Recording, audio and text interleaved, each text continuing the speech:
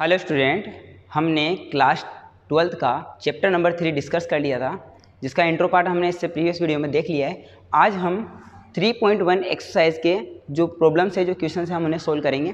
तो पहला क्वेश्चन क्या कह रहा है, देखिए हमारा कह रहा है यदि अवयव a इक्वल टू ए आई जे 2×4 हो तो a के अवयवों की संख्या लिखिए। देखिए उसने कहा क्या है, वह आपसे जो आपकी मैट्रिक्स A है उसके एलिमेंट के नंबर पूछ रहा है। देखिए अवयवों की संख्या लिखिए। क्या पूछा है उसने? अवयवों की संख्या ज्ञात कीजिए ना।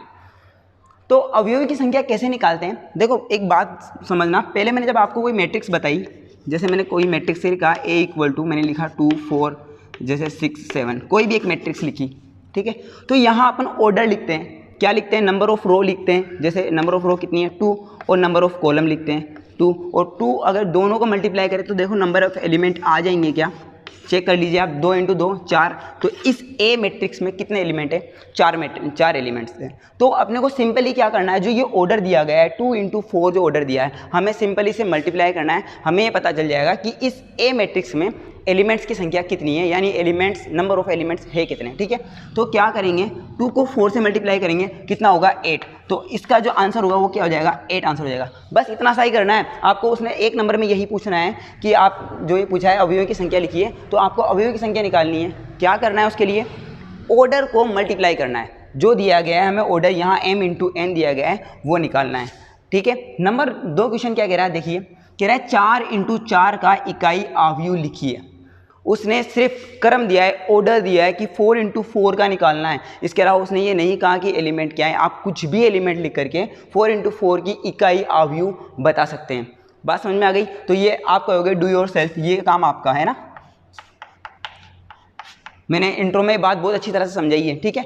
क्वेश्चन नंबर 3 क्या कह रहा है, देखिए क्या कह रहा है कि यदि एक अपने को मैट्रिक्स दी है k + 4 - 1 3k - 6 किसके इक्वल है? इसके इक्वल है। तो वो कह रहा है फाइंड द वैल्यू ऑफ ए, है ना, ए का मान निकालिए। तो देखो बात को समझना, ये मैट्रिक्स इसके इक्वल है। अच्छा ये मैट्रिक्स इसके इक्वल है, ये मैंने बात बताई नहीं। तो देखो ध्यान समझना, दो मैट्रिक्स कब इक्वल होती है? दो मैट्रिक्स इक्वल कब होती है? सुनना बात को। फर्स्ट बात, जब इनके जो ये ऑर्डर दिए गए हैं, यहाँ जो क्रम दिया गया है वह इक्वल होना चाहिए। यानी कि अगर इधर 2 × 3 क्रम की मैट्रिक्स है तो इधर भी 2 × 3 क्रम की ही मैट्रिक्स होगी। ये मैटर करता है। ऐसा नहीं है कि इधर आपने 2 × 2 की ले ली और इधर 2 × 3 की ले ली, तो वो दोनों मैट्रिक्स इक्वल नहीं हो सकती। दो मैट्रिक्स इक्वल होने के लिए क्या होना ज़रूरी है? उनके ऑर्डर इक्वल होना ज़रूरी है। समझ में आ रही बात? मैंने सिर्फ इतनी सी बात बताई कि दोनों के जो ऑर्डर हैं वो क्या होने चाहिए? इक्वल होने चाहिए। इसके अलावा जब दो मैट्रिक्स इक्वल है तो क्या कैलकुलेशन निकलती है? देखो बात को समझना, अगर दो मैट्रिक्स इक्वल है तो उनके जो कोरस्पॉन्डिंग एलिमेंट है, कोरस्पॉन्डिंग एलिमेंट का मतलब ये है कि A11 जो है वो A11 के इक्वल होगा। संगत अवयव बराबर होंगे। बात समझना, क्या कहते हैं? संगत अवयव बराबर होंगे कब? जब दो मैट्रिक्स इक्वल होगी। बात समझ में आई? तो देखिए यहाँ पर हमें क्या क्या दिया गया है, हमें दोनों मैट्रिक्स दी गई है। देखिए इधर देखिए क्या दी गई है हमें, दो मैट्रिक्स k + 4, क्या कह रहा है? k + 4 - 1 3k - 6 किसके इक्वल है? ये इक्वल है इस मैट्रिक्स के a - 1 3 - 4 के इक्वल है। और हमें क्या निकालना है? हमें वैल्यू ऑफ a निकालनी है। क्लियर है? तो मैंने आपको बताया दो मैट्रिक्स इक्वल होती है कब? जब उनके ऑर्डर इक्वल हो। किस ऑर्डर की है? 2 × 2 ऑर्डर की है। ये भी कितने की है? 2 × 2 ऑर्डर की है। उसने ऑलरेडी कहा है कि दोनों मैट्रिक्स इक्वल है। इसका मतलब यही यहाँ इक्वल का साइन लगा हुआ है। क्या कह रहा है? कि ये इसके इक्वल है। अब ए की वैल्यू निकालनी है। तो मैंने आपको बताया कि संगत अवयव बराबर होते हैं। तो यहाँ देखो ये ए लिखा हुआ है, तो ये किसके बराबर होगा? इसके बराबर होगा, ठीक है। Corresponding element are equal. बात को समझना, मैं क्या कह रहा हूँ कि इनके कोरस्पॉन्डिंग एलिमेंट क्या होंगे? इक्वल होंगे। यानी कि मैं क्या कह सकता हूँ? k + 4 = a होगा। क्यों होगा? यहाँ लिखेंगे हम, चूंकि दोनों मैट्रिक्स क्या है? इक्वल है, अतः इनके अवयव संगत अवयव बराबर होंगे, ठीक है। अब क्या लिखोगे? k + 4 = a। और दूसरा देखिए k नहीं है, k निकालने के लिए क्या करेंगे? देखो ये k - 6 किसके बराबर में होगा? -4 के इक्वल में होगा। तो देखो यहाँ से क्या निकाल रहा हूँ? k - 6 = -4 निकाला। आप और एलिमेंट को भी चेक कर लीजिए। देखो यहाँ 3 है, यहाँ भी 3 है, यहाँ -1 है, यहाँ -1 है। तो यहाँ वही होगा जो यहाँ होगा। क्लियर है? तो मैंने इसको इसके इक्वल में रखा और इसको इसके इक्वल में रखा। अब दो इक्वेशन आ गई और दो ही हमारे पास वेरिएबल हैं जिन्हें हमें जिनके मान हमें निकालने हैं, ठीक है। तो एक इक्वेशन नंबर ये हो गई, एक इक्वेशन नंबर ये हो गई, ठीक है। अब सिंपल मेथड से हमें यहाँ से k निकाल लेना है कि ये कैसे निकलेगा। देखिए k इक्वल टू -4, 6 उधर जाएगा, काय का हो जाएगा माइनस का, -6, तो माइनस का उधर जाते काय का होगा प्लस का हो जाएगा, ठीक है। तो -4 + 6 इक्वल टू कितना 2, k की वैल्यू कितनी आ गई 2। इस k की वैल्यू को उठा करके इक्वेशन 1 में पुट कर दो, आपकी a की वैल्यू निकल जाएगी।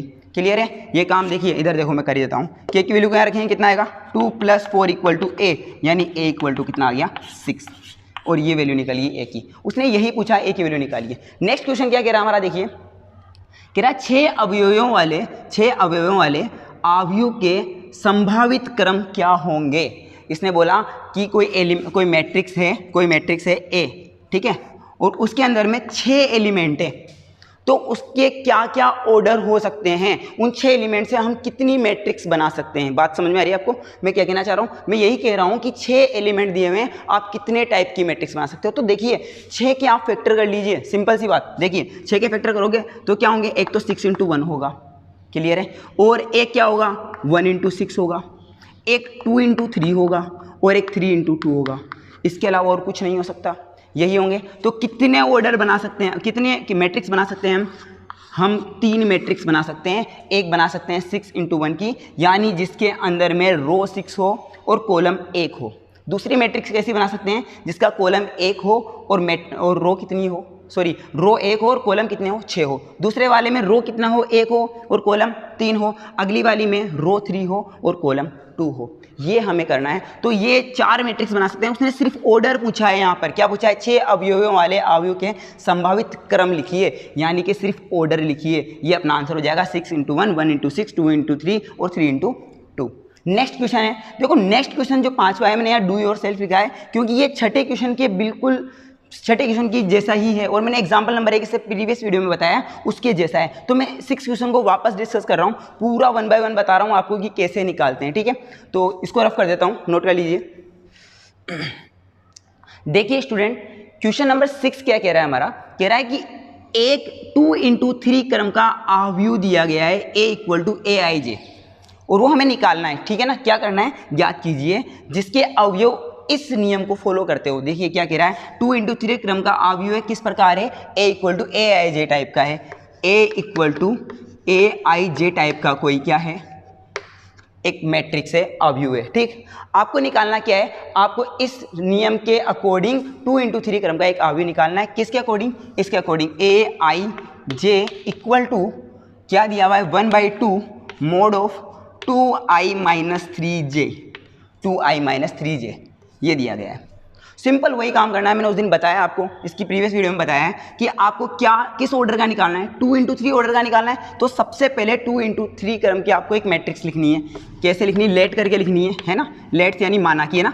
a = क्या लिखना है, 2 × 3 क्रम की लिखनी है, यानी कि a11, a12, a13, ठीक है।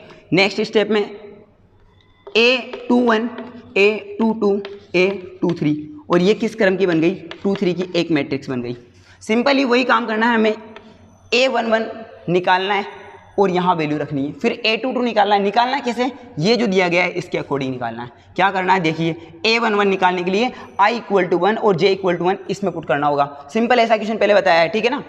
तो करिए आप, a11 = 1/2 mod of 2 अपनी जगह है, i की जगह 1 रखा, कंपेयर करके भाई इससे इसको कंपेयर किया है ना, तो i की जगह कितना रखा 1 - 3, j की जगह भी कितना रखूँगा, यहाँ 1 रखा है तो यहाँ भी कितना रखना पड़ेगा 1, तो यहाँ भी 1 रखा, और इसको सोल्व किया 1/2 कितना हो जाएगा 2 - 3, और 2 - 3 = 1 माइनस के, लेकिन यहाँ मोड लगा हुआ है तो -1 को क्या लिख देंगे, +1, तो ये कितना हो जाएगा 1/2। अच्छा, +1 को इससे मल्टीप्लाई में लिखूंगा, ये डिजिट आएगी वापस।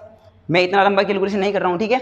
नेक्स्ट देखिए क्या कह रहा है, a12 निकालना है, यानी i की जगह कितना रखना है हमें 1, और j की जगह कितना पुट करना है 2 पुट करना है, ठीक है। तो कहाँ करना है, इस फॉर्मूले में। तो लिखिए 1/2 कितना आएगा 2, i की जगह 1 -3 और j की जगह कितना 2, क्या हो जाएगा, देखिए ये 1/2, 2 × 1 = 2, -3 दूनी 6 का आएगा, -6। अच्छा, 6 में से 2 जाएगा -3, तो ये कितना आएगा -3 क्या हो जाएगा 3/2, देखो माइनस के 3 मोड लगा हुआ है, प्लस के 3 हो जाएंगे तो कितना हो जाएगा 3/2। नेक्स्ट क्या लिखा हुआ है अपने पास, नेक्स्ट एलिमेंट है 1/3, तो A13 निकालेंगे 1/2 और A13 में क्या रखेंगे, देखो यहाँ पर आ गया 2, I की जगह 1, -3, J की जगह अगेन 3।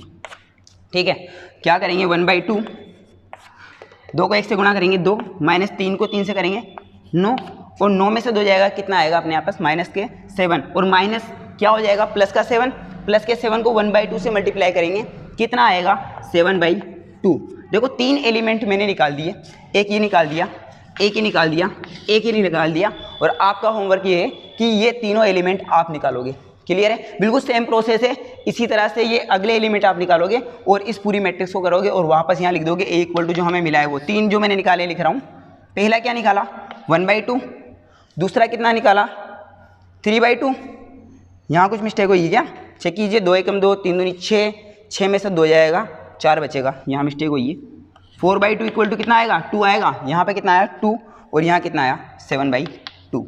क्लियर है, ये 3 एलिमेंट्स आप निकालोगे। ठीक है, नेक्स्ट क्वेश्चन देखिए क्या कह रहा है हमारा, कह रहा है यदि A एक मैट्रिक्स दी है और वो किसके इक्वल है, इस मैट्रिक्स के इक्वल है, तो कह रहा है A B का मान ज्ञात कीजिए, है ना, A B की वैल्यू आपसे पूछिए। अच्छा, इस क्वेश्चन को मैं करा देता हूँ क्योंकि इसमें थोड़ी कैलकुलेशन है ना, तो देखिए इसको नोट डाउन कर लीजिए आप।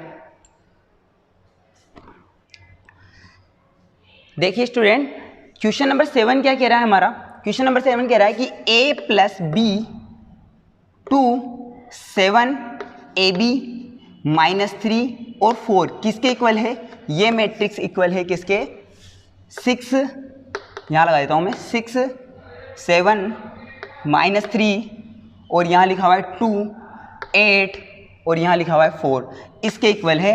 और भाई साहब ने पूछा क्या है, A और B की वैल्यू निकालिए, ये पूछा है अपने अंकल जी ने। ठीक है भाई, तो देखिए A B की वैल्यू कैसे निकालेंगे, वही बात यहाँ लिखेंगे, चूंकि दोनों मैट्रिक्स इक्वल है अतः इनके संगत अवयव बराबर होंगे। ठीक है, और संगत अवयव कौन कौन से, देखिए A + B किसके इक्वल होगा 6 के इक्वल होगा, तो ये लिखा अपन ने A + B = 6, और सेकेंड AB किसके इक्वल होगा 8 के, तो ये इक्वेशन नंबर 1, और AB किसके इक्वल है भाई, AB किसके इक्वल है 8 के, और ये इक्वेशन नंबर 2।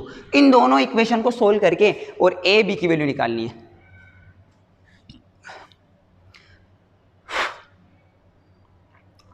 तो A B की वैल्यू निकालनी है। अच्छा एक बात बताइए, तो A और B की वैल्यू निकालने के लिए हमारे पास में एक छोटा सा फॉर्मूला है, फॉर्मूले के रूप में यूज में लेते हैं। वैसे देखिए होता क्या है कि A - B का whole square equal to A + B का होल स्क्वायर -4AB, ये एज ए फॉर्मूले के रूप में लेते हैं काम में।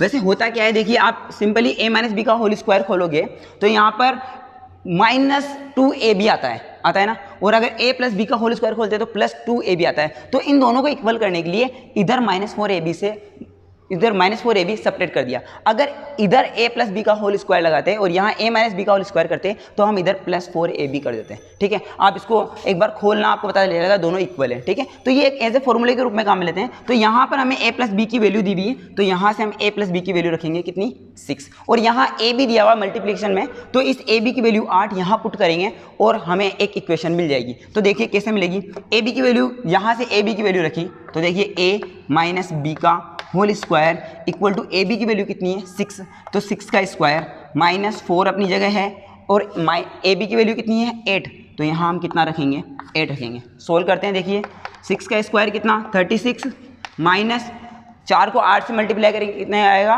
8 चौक 32 यानी 32, और 36 में से 32 सपरेट करेंगे तो कितना आएगा 4 आएगा, और इधर कितना लिखा हुआ है A - B का होल स्क्वायर। अच्छा एक बात बताइए, यहाँ से जब मैं स्क्वायर हटाऊंगा तो इधर रूट में संख्या आएगी, उसके आगे प्लस माइनस आएगा, तो कितना हो जाएगा A - B = +-2। 4 का स्क्वायर कर लिया मैंने, कितना आया +2 और -2, यानी A - B की हमारे पास दो वैल्यूज आई है, एक तो +2 और एक -2। तो यहाँ से दो वैल्यूज निकली है। देखिए ध्यान से, जब यहाँ लिख रहा हूँ मैं, जब A - B = +2 हो तब तो क्या वैल्यू आएगी, और A - B = -2 हो तब क्या वैल्यू आएगी, यानी हमारे पास में A की भी दो वैल्यू आएगी और B की भी दो वैल्यूज आएगी। तो देखिए कैसे, देखो जब A - B = 2 होगा तब A = 2 + B हो जाएगा, और इस A equal to 2 plus B की जो ए की वैल्यू है इसको उठा करके हम किसी भी समीकरण में रख दो, दोनों में से अपने पास सेकेंड वैल्यू आ जाएगी। तो देखिए इस ए की वैल्यू को यहाँ रख रहा हूँ तो कितना होगा 2 plus B equal to 2 plus B equal to 6। देखिए मैंने इस वैल्यू को यहाँ पुट किया, कितना किया a प्लस बी, तो a की वैल्यू यहाँ से रखी 2 plus B equal to 6। Clear है? अब ऐड करो, देखो 2b प्लस बी कितना 2b इक्वल टू कितना हो गया 6, और देखिए यहाँ 2 उधर जाएगा 6 में से सब्ट्रैक्ट होगा कितना होगा 4 हो जाएगा, तो 2b इक्वल टू कितना 4, तब b इक्वल टू कितना आ जाएगा 2। देखिए जब b की वैल्यू 2 आई तब a कितना होगा, इस वैल्यू को उठा करके यहाँ पुट करोगे तो a की वैल्यू निकल जाएगी। जब b की वैल्यू यहाँ पुट करेंगे तो 2 और 2 कितना होगा 4, तो a की वैल्यू कितनी हो जाएगी 4 आएगी। जब b इक्वल टू 2 होगा तब a इक्वल टू कितना होगा 4। अच्छा यहाँ से करो, देखो a minus B equal to -2 दिया गया है, तो a इक्वल टू कितना हो जाएगा b -2, और इस a की वैल्यू को अगेन यहाँ पुट करूँगा तो देखिए कितना होगा b -2, यहाँ लिखोगे आप है ना, put value of a, shortcut में लिखोगे आप, इसको इक्वेशन नंबर 3 दे दो और इसको इक्वेशन नंबर 4 दे दो। ठीक है, तो क्या कह रहा हूँ मैं कह रहा हूँ put value of equation 4 to equation first. ठीक है भाई, इक्वेशन फर्स्ट।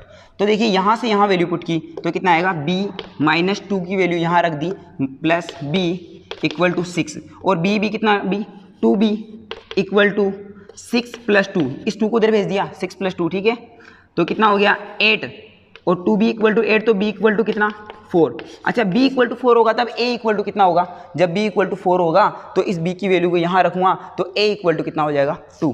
देखिए a इक्वल टू 2 आ गया। तो ये इस टाइप का क्वेश्चन था, थोड़ा सा ये फॉर्मूला यूज में आएगा तो आपके आंसर जल्दी निकलेंगे, वरना कैलकुलेशन काफ़ी लंबी हो जाएगी ना। तो इस टाइप से ये क्वेश्चन है, क्वेश्चन नंबर 7 हो चुका है। अच्छा 8 और 9 बिल्कुल सिमिलर क्वेश्चन है, मैं आपके लिए छोड़ रहा हूँ, बिल्कुल सिंपल क्वेश्चन है। अगर आपको फिर भी किसी क्वेश्चन में प्रॉब्लम आती है तो आप चैट में छोड़ दीजिए, मैं डाउट क्लास में उन दोनों क्वेश्चनों को सोल्व करके आपकी प्रॉब्लम सोल्व करूंगा। ठीक है, अच्छा नेक्स्ट अगला जो 3.2 है पहले उसका इंट्रो पार्ट पढ़ते हैं और फिर 3.2 के क्वेश्चन डिस्कस करेंगे। ठीक है, इन सबको रफ कर लेता हूँ, एक बार उतार लीजिए प्लीज, नोट डाउन। देखिए स्टूडेंट, अगर हमें 2 मैट्रिक्स दी गई है तो हम उन पे क्या क्या ऑपरेशन लगा सकते हैं। तो 3.2 जिस पर बेस्ड है उसकी बात कर रहे हैं अपन, उसके इंट्रो की। क्या कह रहा है, ऑपरेशन ऑन मैट्रिक्स। सबसे पहले अवयव पर जो संक्रियाएं हैं, क्या क्या संक्रियाएं लगा सकते हैं। देखिए 2 अवयव में दी गई है तो हम उन्हें योग कर सकते हैं, उन्हें सब्ट्रैक्ट कर सकते हैं, एडिशन कर सकते हैं, सब्ट्रैक्ट कर सकते हैं, मल्टीप्लिकेशन कर सकते हैं, और किसी स्केलर नंबर से उस मैट्रिक्स को मल्टीप्लाई कर सकते हैं, है ना। तो इनकी कुछ शर्तें हैं कि कब 2 मैट्रिक्स को ऐड करेंगे और कब सब्ट्रैक्ट होगी वो दोनों मैट्रिक्स। तो देखिए सबसे पहली बात, यदि कोई 2 मैट्रिक्स दी गई हो, ए मैट्रिक्स दी गई हो कोई, और कोई दूसरी अनदर मैट्रिक्स बी दी गई हो, है ना, तो उन दोनों को ऐड करने के लिए क्या क्या कंडीशन है। सबसे पहली बात यह है कि उन दोनों के ऑर्डर इक्वल होने चाहिए। ठीक है, दूसरी बात यह है कि वो ऐड कैसे होगी। तो देखिए कोई ए मैट्रिक्स दी गई है और बी दी गई है तो उसके संगत अवयव जुड़ेंगे। बात को समझना, यहाँ लिखा हुआ है 2, यहाँ लिखा हुआ है 4 -3 और 6 लिखा हुआ है जिसे, और यहाँ लिखा हुआ है 2 9 8 7 ये लिखा हुआ है। ठीक है, तो ये कैसे ऐड होगा। 2 मैट्रिक्स दी गई है, ए ये दी गई है दिस, और बी ये दिस मैट्रिक्स दी गई है। ठीक है, तो इन दोनों को ऐड कैसे करेंगे। तो इसको लिखेंगे a plus B equal to, इस मैट्रिक्स को लिखेंगे 2 4 -3 6, और इस मैट्रिक्स की वैल्यू लिखेंगे कितना 2 9 8 7। कैसे ऐड करेंगे, ये 2 में ये 2 ऐड होगा, a11 में a11 ऐड होगा। ठीक है, यही बताया मैंने क्या कहा, दोनों के ऑर्डर इक्वल है। देख लीजिए यहाँ 2 × 2 क्रम की मैट्रिक्स है और यहाँ भी 2 × 2 क्रम की मैट्रिक्स है ना। और जो एलिमेंट्स ऐड हो रहे हैं वो कैसे ऐड हो रहे हैं, संगत अवयव जुड़ रहे हैं, संगत अवयव जुड़ रहे हैं, कोरस्पॉन्डिंग एलिमेंट जुड़ रहे हैं। ठीक है, तो 2 को 2 में ऐड करेंगे तो कितना होगा 4, और ये 4 और 9 कितना होगा 13, 3 और 8। अच्छा देखिए माइनस के 3 प्लस के 8 क्या होगा, प्लस के 5, और यहाँ पर 6 और 7 कितना होगा 13, है ना। तो ये कितना आ जाएगा अपना a प्लस बी। तो इस प्रकार से अपन ऐड करते हैं।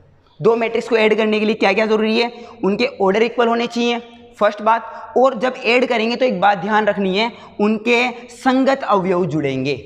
क्लियर। दूसरा देखिए व्यवकलन है ना, यानी सब्ट्रैक्शन। सब्ट्रैक्शन कैसे करेंगे भाई, दो मैट्रिक्स का सब्ट्रैक्शन करने के लिए वही सेम काम करेंगे हम। यहाँ इन दोनों को रफ कर देता हूँ मैं। अच्छा देखिए, अब मुझे ये कहा है कि इन दोनों को सब्ट्रैक्ट कीजिए, ए मैट्रिक्स और बी मैट्रिक्स को सब्ट्रैक्ट कीजिए। कैसे करेंगे, हम लिखेंगे a minus B equal to A matrix लिखेंगे 2 4 -3 6, सब्ट्रैक्ट का साइन लगाएंगे, फिर सेकंड मैट्रिक्स लिखेंगे 2 9 8 और 7। यहाँ तक कोई प्रॉब्लम नहीं है, मैंने कुछ नहीं किया, इन दोनों मैट्रिक्स को अपनी अपनी जगह रख दिया और a माइनस बी से इसको डिनोट किया कि a में से b को सब्ट्रैक्ट कर रहा हूँ, एक मैट्रिक्स में से b मैट्रिक्स को सब्ट्रैक्ट कर रहा हूँ, यानी a मैट्रिक्स के जितने भी एलिमेंट्स हैं उनमें से b मैट्रिक्स के संगत अवयव घटाऊंगा। बात समझ में आ रही है, क्लियर है, यहाँ तक कोई प्रॉब्लम नहीं है। अब सिंपल सा काम करेंगे हम, इसको इसमें से सब्ट्रैक्ट करेंगे। कैसे करेंगे, 2 में से -2 जाएगा, कितना बचेगा 0। 4 में से 9 सब्ट्रैक्ट करेंगे, कितना बचेगा यहाँ पर -5, यहाँ लिखेंगे -5। 3 में से -8 सब्ट्रैक्ट करेंगे, यानी -3 और -8 कितना होगा -11, ये लिख दिया -11। 6 में से 7 सब्ट्रैक्ट करूँगा, क्या होगा प्लस का 1, और यही क्या होगा हमारा a माइनस बी। देखो ऐड और सब्ट्रैक्शन ईजी था, ठीक है। अब थर्ड नंबर पे है मल्टीप्लिकेशन। मल्टीप्लिकेशन थोड़ा सा टफ टाइप में, आपको थोड़ा ध्यान से समझना होगा, है ना। देखिए दो मैट्रिक्स को मल्टीप्लाई कैसे करते हैं ये मैं बता रहा हूँ। अच्छा, सब्ट्रैक्शन में भी वही चीज़ है कि ऑर्डर सेम होना चाहिए, ठीक है। एडिशन में भी वही है कि ऑर्डर सेम होना चाहिए, लेकिन मल्टीप्लिकेशन में ऐसा नहीं है। मल्टीप्लिकेशन में कुछ अलग है, वो मैं बताने जा रहा हूँ आपको, ध्यान से देखिए। देखिए स्टूडेंट, दो मैट्रिक्स को कैसे मल्टीप्लाई करते हैं। देखिए सबसे पहली बात ये है कि जैसे मैंने कोई ए मैट्रिक्स लिखी यहाँ पर, है ना, ए मैट्रिक्स लिखी मैंने 2 3 4 6 और यहाँ पर लिख दिया मैंने 7 और 1, ठीक है। ये एक मैट्रिक्स लिख दी मैंने यहाँ पे, ठीक है। और इसको मुझे इस बी से मल्टीप्लाई करना है, 2 4 9 2 6 7। आप कहोगे कि ये क्या, ये अलग ऑर्डर की, ये अलग ऑर्डर की, ये किसकी, ये 3 × 2 ऑर्डर की, और ये किसकी 2 × 3 ऑर्डर की।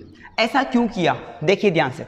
सबसे पहली बात यह है कि हमें a को b से मल्टीप्लाई करना। देखो यहाँ ऑर्डर मैटर करता है, ऑर्डर मतलब मैं कह रहा हूँ a और b का क्रम मैटर करता है। आप a को b से मल्टीप्लाई कर रहे हो या b को ऐसे कर रहे हो, ये इंपॉर्टेंट बात है।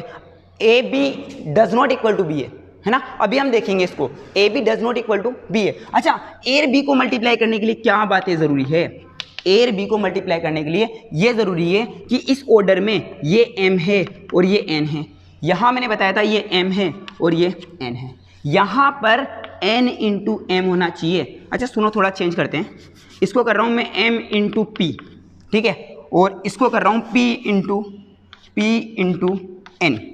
ऐसा क्यों कर रहा हूँ, ध्यान से, p के इक्वल होना चाहिए।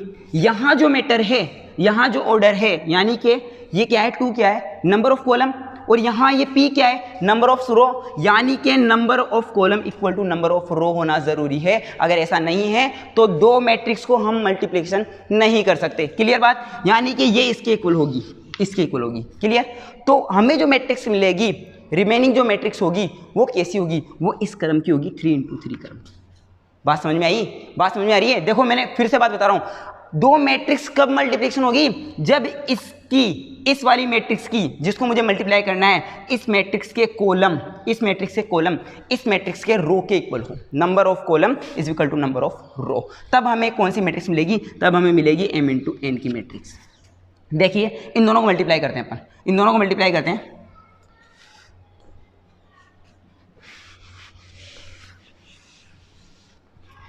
यहां मल्टीप्लाई कर रहा हूं मैं इधर, देखिए a × b है ना, यानी a b निकालना है, ठीक है। a b कैसे निकालेंगे, a के एलिमेंट्स लिख रहा हूं मैं, यहाँ मैंने लिखा 2 3 4 6 और यहाँ लिख रहा हूँ 7 1, ठीक है। और मुझे b से मल्टीप्लाई करना है, तो b मैट्रिक्स यहाँ लिख रहा हूँ मैं 2 4 9 2 6 और 7, ठीक है। अब मल्टीप्लाई करने का तरीका देख लीजिए। हमेशा सबसे पहले हमें क्या करना है, हमें इस रो को इस कॉलम से मल्टीप्लाई करना है। वापस समझिए, इस रो को इस कॉलम से मल्टीप्लाई करना है और बीच में प्लस का साइन लगाना है। देखिए कैसे, देखिए कैसे, ध्यान से देखिए वरना समझ में नहीं आएगा, है ना। मैं कह रहा हूं मैंने मल्टीप्लाई कराऊंगा तो मैं इस एलिमेंट को इससे मल्टीप्लाई करूंगा, कितना होगा 4, फिर प्लस का साइन लगाऊंगा, इसको इससे मल्टीप्लाई करूंगा। देखिए इसको इससे करना है, यानी इस एलिमेंट को इससे करना है और इस एलिमेंट को इससे करना है। 3 को 2 से मल्टीप्लाई करेंगे, कितना आएगा, 3 दूनी 6 होगा। क्लियर है। अब सेकंड बात, वापस इसी रो को सेकंड कॉलम से मल्टीप्लाई करना है। पहली रो को पहले कॉलम से, फिर पहली रो को सेकंड कॉलम से, फिर पहली रो को थर्ड कॉलम से। बात समझ में आ रही है। अच्छा, पहली रो को सेकंड कॉलम से मल्टीप्लाई करूंगा, किस तरह से करूंगा, देखिए 2 को सबसे पहले 4 से मल्टीप्लाई करूंगा। किससे करूंगा, 4 से। 2 चौका 8, यहाँ लिखूंगा मैं 8। फिर किसका साइन लगाऊंगा, प्लस का साइन लगाऊंगा। फिर 3 को किससे करूंगा, 6 से करूंगा। कितना, 3 को 6 से किया, कितना होगा, 6 कम 12 6 3 18, कितना होगा भाई, 18, 18 होगा। अब वापस मुझे इसको किससे मल्टीप्लाई करना है, थर्ड कॉलम से मल्टीप्लाई करना है। आ रही बात समझ में। यानी कि 2 को 9 से मल्टीप्लाई करूंगा, कितना होगा, 18, यहाँ पे लिखूंगा मैं 18। और 3 को किससे करूंगा, 7 से करूंगा, तो कितना होगा, 21, 21, 7 3 21, तो प्लस 21। देखो बात को फिर से समझो, एक बार फिर से रिपीट कर रहा हूँ। देखिए फर्स्ट रो को फर्स्ट कॉलम से मल्टीप्लाई करेंगे तो एक एलिमेंट आएगा, फिर फर्स्ट रो को सेकंड कॉलम से मल्टीप्लाई करेंगे, सेकंड एलिमेंट आएगा। फर्स्ट रो को थर्ड कॉलम से मल्टीप्लाई करेंगे, थर्ड एलिमेंट आएगा। आ रही बात समझ में। ठीक इसी प्रकार सेकंड रो को फर्स्ट से करेंगे। अब इसकी बारी सेकंड वाले की, ठीक है ना। इसको मल्टीप्लाई करेंगे, किसको, इसको इससे मल्टीप्लाई करेंगे, यानी कि 4 को 2 से करेंगे, कितना होगा, 8। 4 को 2 से किया, कितना आया, 8। प्लस 6 को किससे करेंगे, 2 से, 6 दूनी 12। फिर सेकंड बाद वापस सेकंड रो को सेकंड कॉलम से मल्टीप्लाई करेंगे, तो देखिए 4 को 4 से मल्टीप्लाई करेंगे, कितना होगा, 16, प्लस 6 को 6 से करेंगे, कितना होगा, 36। आ रही बात समझ में।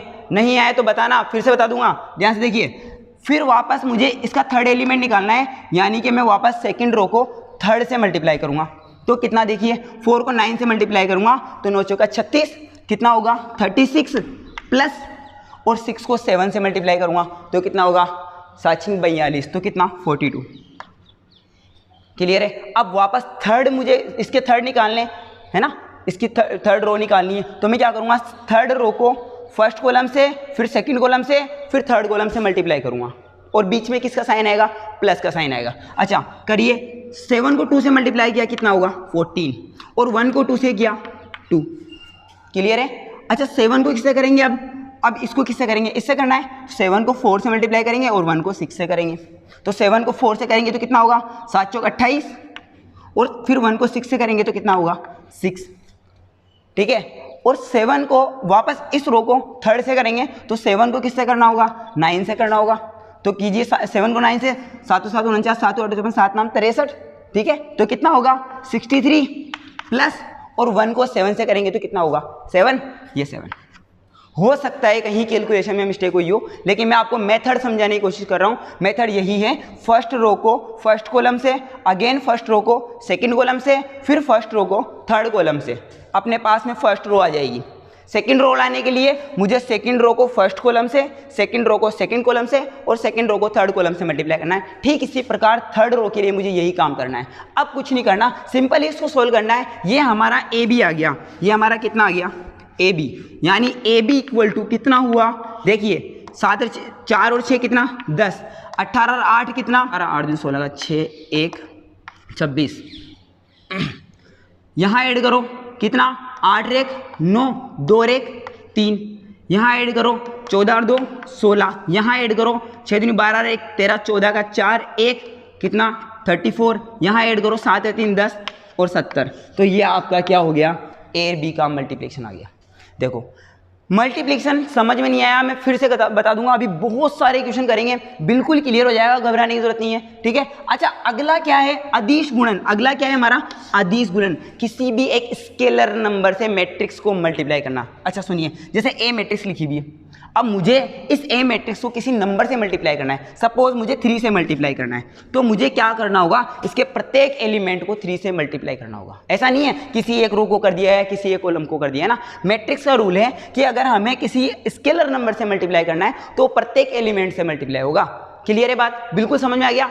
ठीक है, तो क्या करा हमने, इसको 3 से मल्टीप्लाई करा, तो हमें अंदर भी सबको 3 से मल्टीप्लाई करना होगा। तो A3 कितना आ जाएगा हमारा, और A3 कितना आ जाएगा, यहाँ लिख रहा हूँ बेटा मैं, A3 हो जाएगा या 3A हो जाएगा हमारा, कितना हमारे पास हो जाएगा 6 9 4 को 3 से करेंगे 4 3 12, 6 को 3 से करेंगे 6 3 18 और 7 को 3 से करेंगे 7 3 21 और 1 को करेंगे कितना होगा बेटा, कितना होगा 3।